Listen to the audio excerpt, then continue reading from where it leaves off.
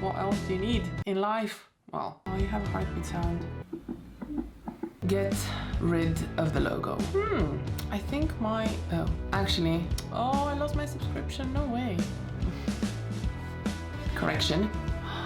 It has a fart sound.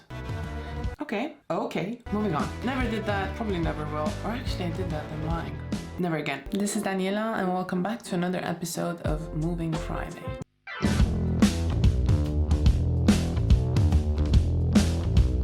If you still think that video editing is complicated, well, you have the best camera on you, which also means that you have the best editing apps straight on the phone. This would be a fantastic time for you to subscribe. If last time we spoke about the app called Quik by GoPro, today we're going to talk about the one that I use the most, which is a little bit more advanced. This app is called InShot.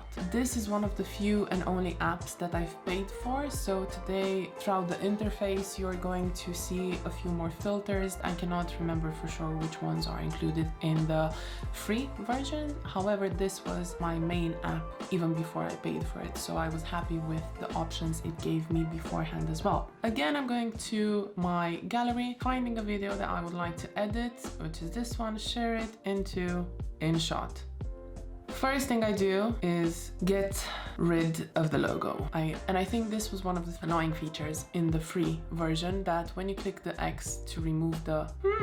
I think my... Oh, actually, I changed my Google Play account. Oh, I lost my subscription, no way. Correction. Because I changed my phone number from a UK one to a Romanian one, I've lost my subscription. Beautiful. So today I'm going to be showing you the free side of it. So free remove, and now we annoyingly need to wait to probably see an ad. No, I don't need. Beautiful. So I tend to use this app a lot, especially when I want to trim videos or to change the layout. So this video is a horizontal one, and let's say I want to put it on, well, I wouldn't put it on TikTok, but this is like the TikTok or Insta story section to it. And if you don't want the blur on the edges, you can zoom it in so it only sees a strip of your horizontal video. Or you can tap it at the top or at the bottom, and this can be like a creative thing in a story to write something on the free space and let the video play. And it also shows you where the center is, which is nice and clean and easy. And then obviously have a no frame, the Instagram options, 3x4, 4x3, gives you all layouts, all possible layouts that you would want. Now let me put it back to the original layout. This is a pre-edited video actually. It's filmed on my camera, it's already filmed, it has music inside. However, I don't like the intro. I don't think that this edit makes someone want to look at the video just because I'm starting with something so macro. So what I'm gonna do is I'm going to find the trim section, or just tap on it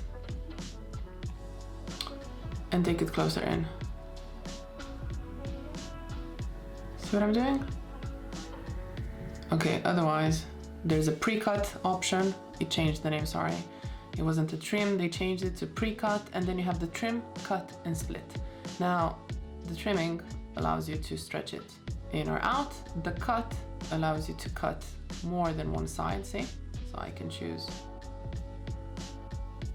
I can cut a bigger chunk out of it, or I can split it and it's going to slice the video. All I wanted to do for now, maybe start with this, save it, and now you've already learned something, how to change the aspect ratio, which is portrait or landscape or square usually, and you've learned how to trim or cut the video as you please.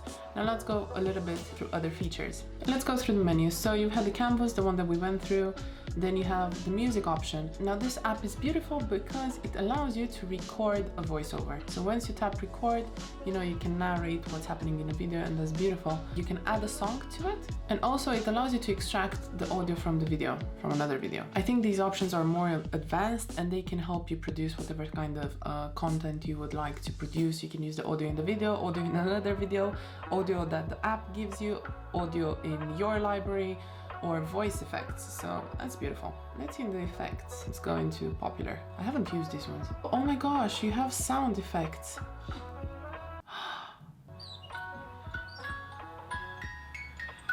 How did I not know this? Oh, this is beautiful. You can make your videos so much more effective because sound is so important in any video, and you already have these options in the app, sound effects. Then you have transitions, whooshes and swipes, and oh my god, I have a heartbeat sound. I am so excited about this right now. If I loved this app before, now I absolutely adore it. It has a fart sound. Okay, moving on. You can also add stickers. Never did that, probably never will. Or actually I did that, I'm lying. Never again. So you can add text in InShot. You can change the color, you can change the size, you can change how you want it to look. It gives you a motion of the title. How did I not use this before? I love that this is a tutorial for me to show you how this app works, but there's some features that I haven't used that are fantastic. Then you have filters. This video already has a filter. We're going to select one for the sake of it. I am so confused. I can still use... I'm so confused. Correction. Second correction. These filters were just in the paid version, and now I still have them. When I changed my Google Play account, I think something happened. Anyway, I love the cinema side. There's nothing more great than when you just have the raw colors and then you input it and you just have a nice cinema effect, a filter to it. And what I also love about these filters, they have skin effects. It's beautiful to have filters dedicated for the skin, especially like in the video, because sometimes the bluer, darker, heavier cinema effects don't look good on skin. When you choose a filter, you can choose how strong you want it to be. It gives you full control. You can change the lightness of the video, you can change the contrast, the warmth, the tint, the saturation, and then you have the HSL, which was my favorite feature in the Lightroom app. And that means, let me remind you, it's hue, saturation and luminance. And let's say I don't want any green color in this video, so if I go to saturation and I choose the green channel, well, Andrada's shirt has a bit of cyan in it as well, so I'm going to take the cyan and the green and the blue when we play the video. It just does such a beautiful color correction. I mean, see? It's grayed out fully. Or you can change the hues. Let's say if I put it the blues and the greens really, but let me change them into a purple. See, so now her shirt is blue. It added some grain on it, so it kind of decreased the quality because it was a bit of a harsh change to make. However, it's done it perfectly, no like split ends or anything. It changed the color so well. Okay, so it has that old school fade to it. Then you have the highlights, the shadow, the color and the hue. So many options. Oh, wait. There's vignette, sharpening and graining as well. This is like such a powerful and professional app to use. Within the filter, you also have effects. So this is just one video. So I'm going to split it into two using the split tool.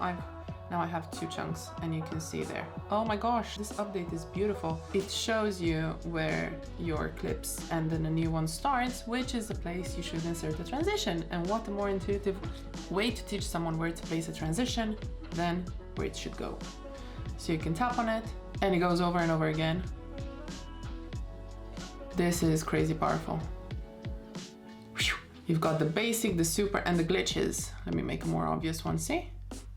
What else do you need in life? Well, then I'm going to change the canvas. Let's say I want to put it on Insta story. So see, the layouts are different, and right now the background is the original video expanded and blurred. So now if I go in background, I can choose a block color. If I don't want that to happen, you can choose the depth of the blur, so you can kind of see something, but you don't know what you're seeing. You can choose a gradient. This double tick, whenever you open a menu, when you have more videos in your sequence, it means that it can apply to all. So sometimes you would want this effect and transition or anything to go on all of them. So that's good that you don't need to manually input them on every single little video. Then you have the speed option, and it allows you to speed it right up or to slow it down if the video allows you to do that. Remember, the speed affects the sound, so if you make it quick, you're going to sound like chipmunks, and if you're going to decrease it, you're going to sound terrific.